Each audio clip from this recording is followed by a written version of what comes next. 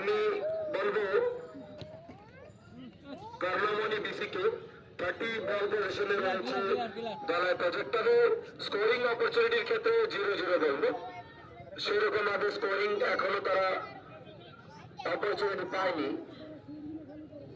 ততমাত্র খেলা চলছে, ম্যাচ পরিচালনার দায়িত্ব হচ্ছে মিস্টার টিঙ্কু।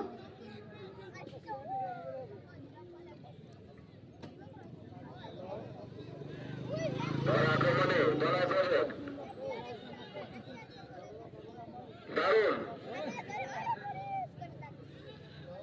বল নিয়ে এখনো রাইট, এবার অফসাইড, এবার অফসাইড, বুঝে উঠতে পারছে না। বলটা দিলেই অফসাইড হবে, মাথায় রাখতে হবে লাস্ট ব্যাট পজিশন কোথায় আছে।